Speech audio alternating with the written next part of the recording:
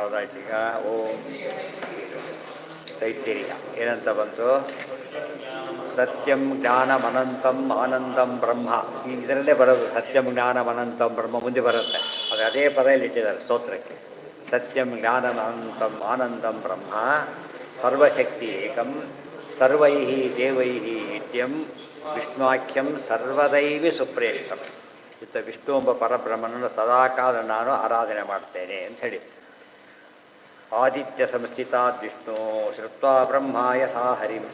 ಯಾವಾಗಲೂ ಕೂಡ ಒಂದು ಉಪನಿಷತ್ತು ವೇದ ಓದ್ಬೇಕಾದ್ರೆ ಏನು ಗೊತ್ತಿರಬೇಕು? ಋಷಿ ದೇವತಾ ಛಂದಸ್ಸು ಅರ್ಥ ಗೊತ್ತಿರಬೇಕು. ಬಿಡ್ದವ್ರು ಯಾರು ಏನು ಹೇಳಕ್ಕೆ ಹೋಗಲೇ ಇಲ್ಲ. ಪ್ರತಿಯೊಂದಕ್ಕೂ ಹೇಳಿದವ್ರು ಆಚಾರ್ಯ ಒಬ್ಬರೇನೆ. 10 ಉಪನಿಷತ್ತಿಗೂ ಕೂಡ ಎಲ್ಲ ಗೌರವ ಕೊಟ್ಟದ್ದು ಅವರೊಬ್ಬರೇ. ಇಲ್ಲಿ ಹೇಳ್ತಾರೆ ಏನಿದೆಲ್ಲ ಋಷಿ ಯಾರು ಅಂತ ಕೇಳಿದರೆ, ಆದಿತ್ಯ ಸಂಸ್ಥಿತಾದ್ ವಿಷ್ಣು ಶ್ರುತ್ವಾ ಬ್ರಹ್ಮ ಯಥಾ ಹರಿಂ. ಸೂರ್ಯಾಂತರ್ಗತ ಪರಮಾತ್ಮನಿಂದ ಉಪದೇಶ ಹೊಂದಿ ಬ್ರಹ್ಮದೇವರು ದೇವರು ಸ್ತೋತ್ರ ಮಾಡಿ ತಿಳಿಸಿದರು. ತುಷ್ಟಾವ ತತ್ಪ್ರಕಾರೇಣ ವರುಣೋಕ್ತೇನ ವೈ ಭೃಗು. ಮುಂದೆ ಅದನ್ನು ವರುಣದೇವರು ಕೇಳಿ ಭೃಗು ಹೇಳಿದರು. ವಿಷ್ಣು ಮಸ್ತೌ ತಥಾ ಪ್ರಾಹ ಶನ್ನೋ ಮಿತ್ರಾದಿಕಾಶು ಶನ್ನೋ ಮಿತ್ರಶ್ಯಂ ವರುಣ. ಅದೆಲ್ಲ ಇಲ್ಲಿ ಅವರಿಂದ ಶುರುವಾಯಿತು. ಶ್ರುತಿ ಇದು ಶ್ರುತಿ ಬದಲಿಂದ ಹಾಗೇ ಇದೆ, ಕ್ರಮದಲ್ಲಿ ಹೇಳ್ತಾ ಬಂದರು ಹಾಗೇನೆ. ಯದುವಾಚ ಹರಿಹಿ ಸೂರ್ಯಮಂಡಲಸ್ಥ ಪರಃ ಪುಮಾನ್. ಆದಿತ್ಯ ಮಂಡಲ ಸೂರ್ಯಮಂಡಲ. ಬ್ರಹ್ಮ ತದಾಹ ವರುಣೆ. ಹೇಗೆ ಪರಮಾತ್ಮ ಹೇಳಿದ್ದ ಹಾಗೆ ವರುಣನೆ ಹೇಳಿದರು. ವರುಣ ಹಾಗೆ ಭೃಗುವಿಗೆ ಹೇಳಿದರು. ಅದೇ ರೀತಿ ಶನ್ನೋ ಮಿತ್ರಾಭಿರ್ವಾಕ್ಯೈ ಸ್ವೈರೇವ ಹರಿಮಸ್ತುವ. ಅವರೆಲ್ಲ ಕೂಡ ಅದೇ ವಾಕ್ಯಗಳಿಂದ ಸ್ತೋತ್ರ ಮಾಡಿದರು. ಭೃಗು ಪಂಚಾತ್ಮಕಂ ಪೂರ್ಣಂ ಅನ್ನಾದಿಮಯಮಚ್ಯುತಂ. ಅನ್ನಾದಿಮಯ ಅನ್ನಮಯಾದಿ 5 ಕೋಶಗಳು. ಆ ದೇವರನ್ನು ಇವರು ಆರಾಧನೆ ಮಾಡಿ ಭೃಗು ಹೇಳ್ತಾ ಇದ್ದಾರೆ. ಮುಕ್ತ ಗೀತಾವಸಾನೈಸ್ತು ಶ್ರುತಸ್ಥೈರ ಧೃತಸ್ಥೈರ ಜನಾರ್ದನ. ಮುಕ್ತ ಗೀತ ಅವಸಾನ, ಮುಕ್ತವಾದ ಗೀತೆಗಳ ಮೂಲಕವಾಗಿ ಪರಮಾತ್ಮ ಹಾಡಲ್ಪಟ್ಟಿದ್ದಾನೆ ಅಂತ ಹೇಳಿದ್ದಾನೆ. ಅಂದರೆ ಯಾರೀಗ ಒಟ್ಟು ಭೃಗು ಋಷಿ. ಇದಕ್ಕೆ ಋಷಿಗಳ್ಯಾರು? ಭೃಗ. ಅವರಿಗೆ ಹೇಳಿಕೊಟ್ಟಿದ್ದು ವರುಣ, ಅವರಿಗೆ ಬ್ರಹ್ಮ, ಅವರಿಗೆ ಪರಮಾತ್ಮ.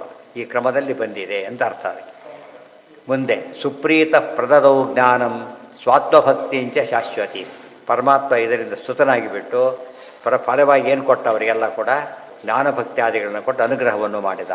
ಇದು ನಿತ್ಯ ಹೇಳ್ತಿದ್ರೆ ಅಷ್ಟು ಅನುಗ್ರಹ ಮಾಡ್ತಾನೆ ದೇವರು. ಜ್ಞಾನಾದಿಗಳನ್ನು ಕೊಡ್ತಾನೆ. ದೇವರು ಅನುಗ್ರಹ ಮಾಡಿದ ಗುರುತೇನು? ಅನುಗ್ರಹ ಮಾಡಿದ್ದೀರಪ್ಪ ಅಂತ ಹೇಳೋದಿಲ್ಲ. ಜ್ಞಾನ ಕೊಟ್ಟು ಅನುಗ್ರಹ ಮಾಡಿದ್ದಾನೆ ಅಂತ ಅರ್ಥ. ಭಕ್ತಿ ಹೆಚ್ಚು ಅನುಗ್ರಹ ಮಾಡಿದ್ದಾನೆ ಅಂತ. ಬಡಿಸ್ತಾ ಇದ್ದಾರೆ ಅಂತ ಆಯ್ತಲ್ಲ, ಮತ್ತೇನು ವಯಸ್ಸಿನ ಸಚಿವ ಮಾಡ್ಕೋಬೇಕಾಗಿಲ್ಲ. ನಮಗೆ ಜ್ಞಾನಭಕ್ತಿ ವೃದ್ಧಿ ಆಗೋದೇ ದೇವರ ಅನುಗ್ರಹ ಸಂಕೇತ.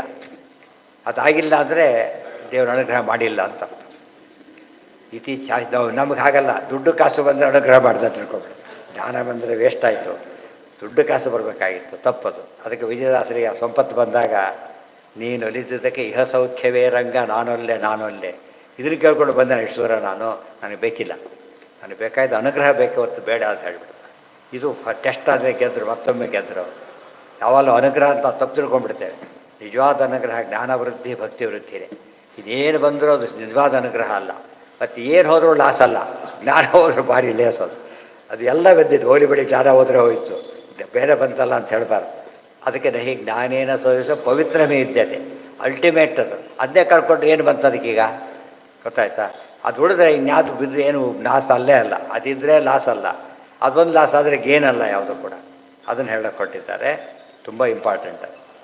ಉಪದೇಶಿಸಿದ ಭೃಗುವಾಕ್ಯತೆಯ ವಾಯು ನಮಸ್ಕಾರಾದಿಕಂ ಹರಿಹಿ ಪ್ರೋವಾಚ ಬ್ರಹ್ಮಣೇ ಚೈವಂ ವಚಸ್ಸು ಬಹುದರ್ಶಿಷು. ಒಂದು ಪ್ರಶ್ನೆ ಬಂತಾಗ ಶನ್ನೋ ಮಿತ್ರ ದೇವರು ಹೇಳ್ತಾ ಇದ್ದಾರೆ, ದೇವರು ಅನುಗ್ರಹ ಮಾಡಿ. ದೇವರು ಹಾಗೆ ಯಾಕೆ ಹೇಳ್ತಾನೆ ಅಂತ ಕೇಳಿದರೆ, ವೇದ ಮಂತ್ರಗಳು ಇರೋದೇ ಹಾಗೆ.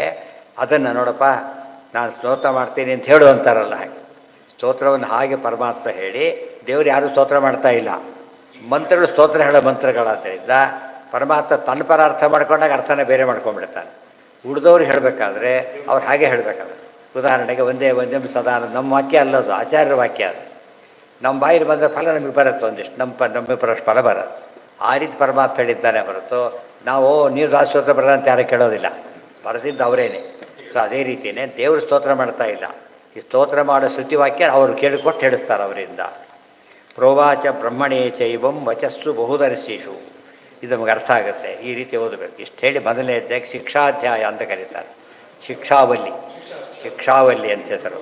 ಶುರು ಮಾಡ್ತಾರೆ. ಓಂ ಶಿಕ್ಷಾಂ ವ್ಯಾಖ್ಯಾಸ್ಯಾಮಃ ವರ್ಣಸ್ವರ ಮಾತ್ರಾಬಲಂ ಸಾಮಸಂತಾನಃ ಇತ್ಯುಕ್ತಃ ದೀಕ್ಷಾಧ್ಯಾಯ. ನಾಳೆ ಅದಿಷ್ಟು ಕೂಡ ನೋಡೋಣ. ನಾಡಿದ್ದು ಸರ್ವೇಂದ್ರಿಯ ಪ್ರೇರಣೆ. ಛಂದಸ್ಸಿಲ್ಲ, ಗದ್ದೆಗಳಿಗೆ ಛಂದಸ್ಸು ಹೇಳಬೇಕಾಗಿಲ್ಲ. ಗದ್ದೆಗೆ ಛಂದಸ್ಸಿಲ್ಲ, ಗೊತ್ತಾಯ್ತಾ? ಯಾವುದಕ್ಕೆ? ಇಲ್ಲಿ ದೇವರು, ಬ್ರಹ್ಮ ಅಂದರೆ ದೇವರಿಗೆ, ಗೊತ್ತಾಯ್ತಾ? ಗದ್ಯ ಶ್ರುತಿಗಳಿಗೆ ಛಂದಸ್ಸು ಬೇಕಿಲ್ಲ, ಗೊತ್ತಾಯ್ತಾ? ಹೆಚ್ಚು ಉಪನಿಷತ್ತುಗಳೆಲ್ಲ ಗದ್ಯದಲ್ಲೇ ಇರೋದು, ಅವಕ್ಕೆ ಛಂದಸ್ಸು ಬೇಡ. ಯಾವುದಕ್ಕೂ ರಾಗವಾಗಿ ಹೇಳಿದರೆ ತಪ್ಪಲ್ಲ, ಬಟ್ ಇಂಥ ನಿಯಮಗಳಿಲ್ಲ.